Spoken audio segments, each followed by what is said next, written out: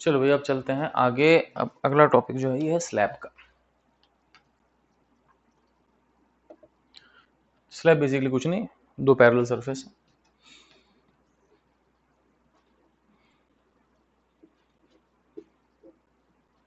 ठीक है, तो अगर इधर उधर अलग मीडियम है, सपोज आप यहां से देख रहे हो, अब इधर उधर अलग मीडियम है, तब तो आप तीन मीडियम मान लोगे, लेकिन मान लो इधर और इधर सेम मीडियम है।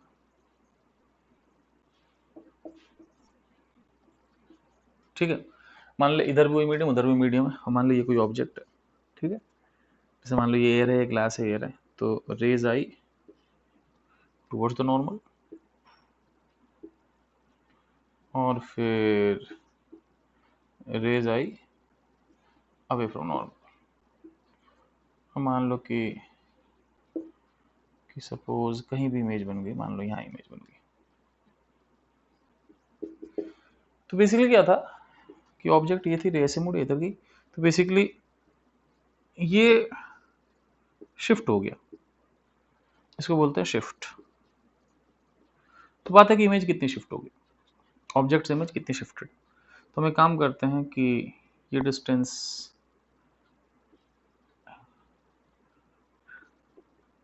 x मान लेते हैं, जो ऑब्जेक्ट का डिस्टेंस है। स्लैब की थिकनेस t मान लेते हैं, और आंखों का डिस्टेंस जो है वो y मान लेते हैं। ठीक है, फिर समझना, रेज की towards normal away from normal, लगा कि रेज यहाँ से आ रही है, ये इमेज है आपके पास फाइनल ऑब्जेक्ट, ये इमेज है, बीच का डिस्टेंस जो है वो डेल्टा है, तो ऑब्जेक्ट इमेज इतनी शिफ्ट होगी। अब इमेज इतनी शिफ्ट होगी तो मान लो ऑब्जेक्ट जो है इस डिस्टेंस पे, स्लैब जो है टी थिकनेस का है, और आंखें जो वाई डिस्टेंस पर। तो बेसिकली जो इमेज का डिस्टेंस होता है ना, इमेज फ्रॉम आई, ये हम लोग पहले कर चुके हैं, ये क्या होता है, N observer sigma T by N. तो आंखों को जो इमेज का डिस्टेंस दिखेगा, इसको बोल देते हैं डी। आंखों को जो इमेज का डिस्टेंस दिखेगा, ठीक है ना, ये इमेज यहाँ है ना, वो दिखेगा एन ऑब्जर्वर। ठीक है ना, तो अब ये भी करना पड़ेंगे, ये एन स्लैब हो गया, और ये एन सराउंडिंग कर देते हैं, N S U double R. ठीक है ना, जनरली एयर ही होगा ये, क्योंकि आंखें हैं तो एयर में ही होनी चाहिए। ठीक है ना, पानी में थोड़ा रखोगे आंखों को, आंखों के साथ आदमी भी तो होगा। अच्छा, तो एन ऑब्जर्वर क्या हो गया, एन सराउंडिंग। ठीक है, टी बाय एन, तो टी बाय एन कितना होगा तेरे पास, एक्स बाय एन सराउंडिंग, भाई T by N, T one by N one, तो X by N surrounding plus N plus T by N slab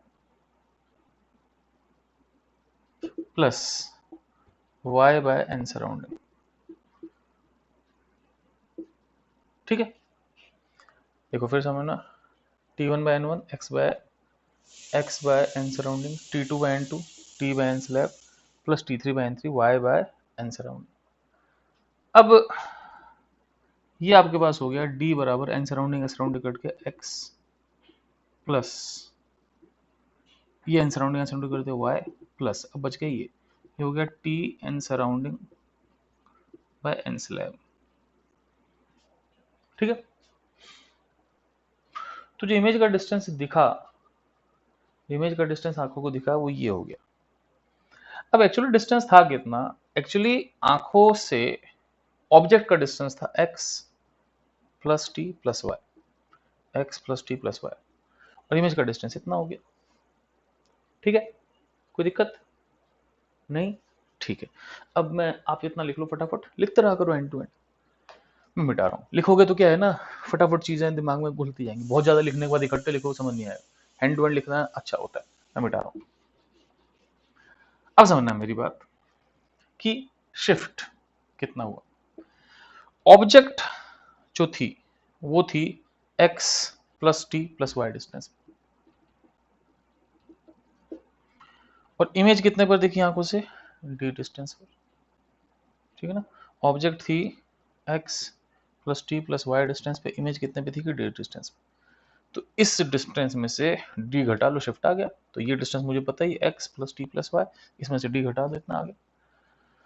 तो ये हो गया x plus T plus Y minus D. बस समस्या ये है कि मैं भूल गया कि यहाँ लिखा क्या था। मेरे ख्याल से यहाँ पे था x plus Y T N surrounding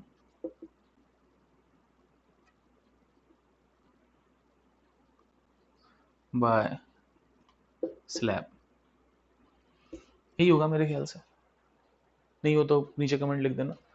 x Y cut गया, कितना आ गया, डेल्टा आ गया आपके पास t minus T into N surrounding by N slab. तो t1 minus N surrounding by N slab, ठीक है। तो शिफ्ट का फॉर्मूला हो गया thickness of slab into 1 minus N surrounding by N slab, ठीक है। और अगर सराउंडिंग को एयर मान लो तो 1 हो जाएगा, और स्लैब को अगर n मान लो, स्लैब को नॉर्मल n मान लो, तो आपके पास शिफ्ट हो गया t1 माइनस 1 बाय n। तो आपने सराउंडिंग को मान लिया एयर और स्लैब का रिफ्रैक्टिव इंडेक्स n मान लिया, तो t1 माइनस 1 बाय n, ठीक है। तो अगर एयर है तो 1 माइनस 1 बाय n कर देंगे, एयर नहीं है तो सराउंडिंग बाय स्लैब डिवाइड हो जाएंगे। चलो जी, अब इस फॉर्मूले में कुछ खास बात क्या बता रहा हूँ। ये फॉर्मूला आपने लिख लिया, डायग्राम बना लिया, मैं मिटा रहा हूँ, हैंड टू हैंड लिखता रहा करो।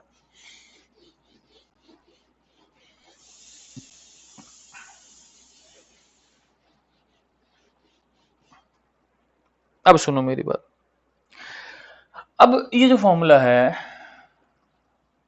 डेल्टा बराबर T of slab 1 minus N surrounding by N slab, naturally हमेशा आपके पास मैक्सिमम केसेस में, मोस्ट ऑफ द केसेस में सराउंडिंग एयर ही होगा और स्लैब का एन दे रखा होगा, तो आप इसको t1 माइनस 1 बाय एन लिख सकते हो।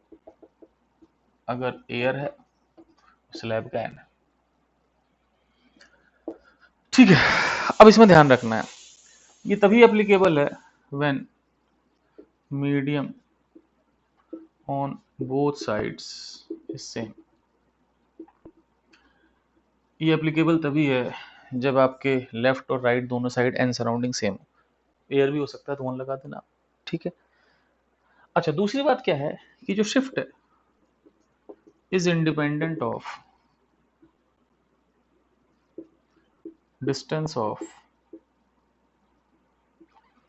आई एंड ऑब्जेक्ट फ्रॉम स्लैब।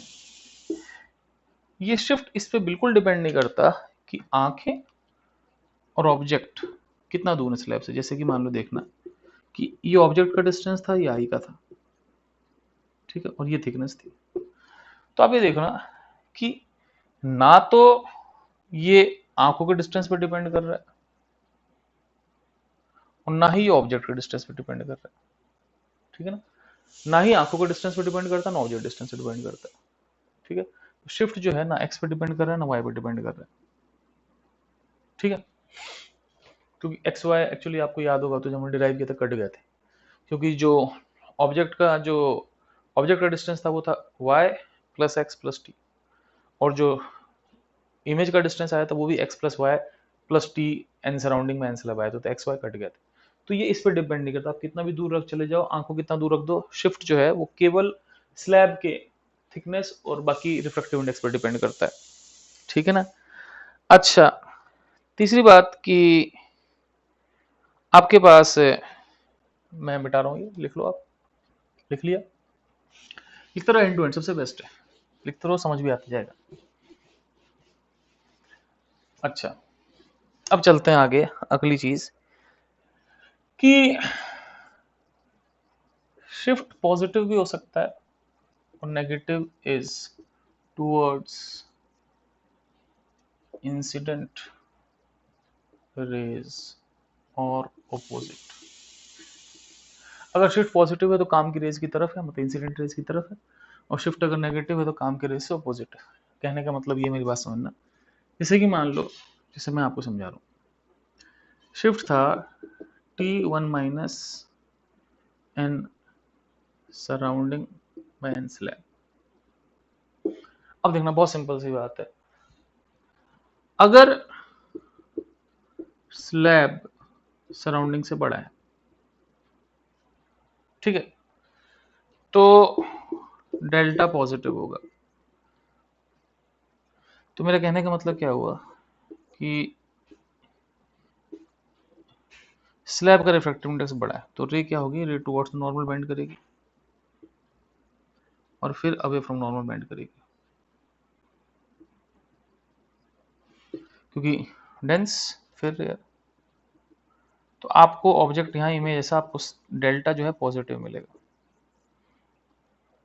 ठीक है, डेल्टा आपको मिला पॉजिटिव, समझ लो, टक टक, सही है।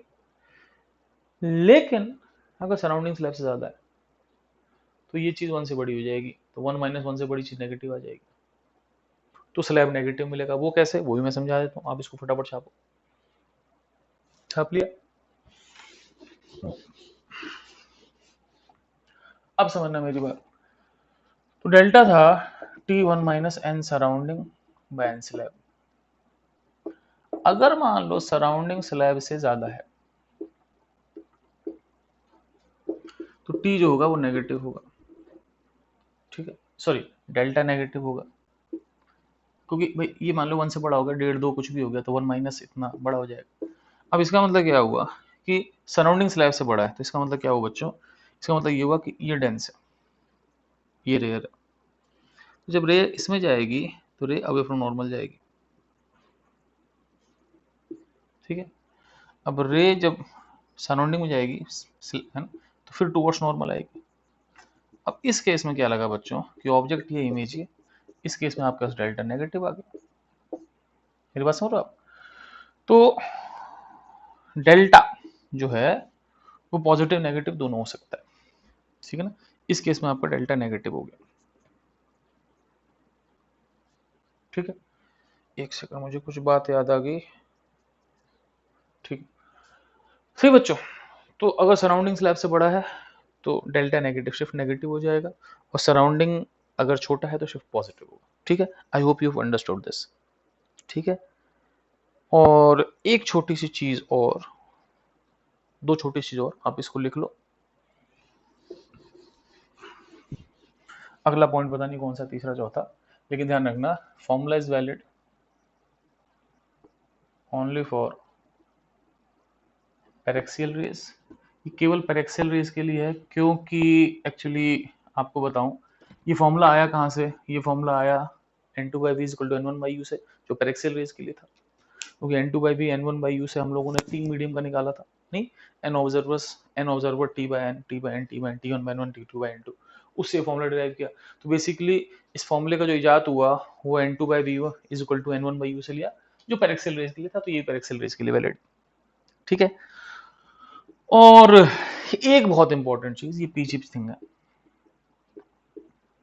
If two optical things, two optical thing मतलब दो स्लैब, दो लेंस, दो मिरर, कुछ भी, are in contact, then assume a small, a very small, infinitely small air gap between them. आप क्या कर सकते हो कि कभी भी आपके पास दो चीजें कांटेक्ट में है, ठीक है ना, तो आप उन्हें बहुत छोटा सा गैप मान सकते हो। ये चीज हमेशा बहुत काम आएगी।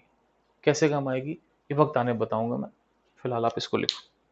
ठीक है, तो लिखो, लिखो लिखो लिखो, पॉज करो, लिखो।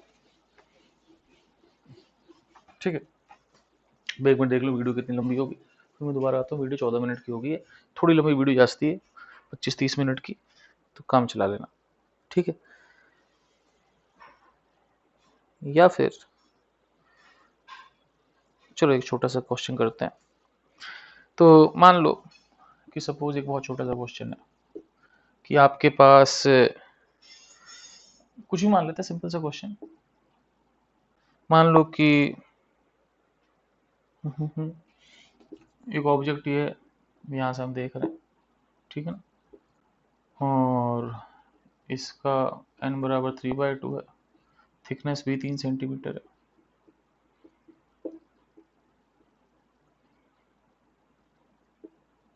ठीक है, शिफ्ट पूछा, शिफ्ट कितना होता है T one minus one by N, क्योंकि इधर उधर एयर बाय डिफॉल्ट चलेगी। टी कितना है 3, 1 माइनस 1 बाय एन, एन कितना है बच्चों 3/2।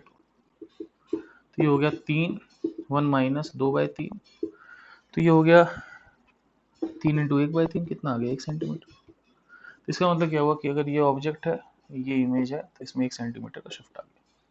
ठीक है बच्चों, सिंपल। ऐसे ही सपोज आपके पास 2 या 3 स्लैब आ जाए तो भी ये काम करना है, तो मिटा रहा हूँ, लिख लिया, लिख लिया। अब आपसे कोई पूछे कि भाई 1, 2, 3, और मैं यहाँ से देख रहा हूँ और यहाँ पे ऑब्जेक्ट है, ये मान लो n बराबर 2 है, n बराबर 3/2 है, और n बराबर मान लो 4/3 है, और मान लो ये तीनों 12 सेंटीमीटर है, 12 सेंटीमीटर, 12 सेंटीमीटर, 12 सेंटीमीटर। तो इमेज में शिफ्ट पूछा, ठीक है, तो शिफ्ट कितना हो जाएगा, तीनों का शिफ्ट जोड़ दो, Δ1, Δ2, Δ3। तो इसका शिफ्ट होगा T1 minus 1 by n, T1 minus 1 by n, T1 minus 1 by n।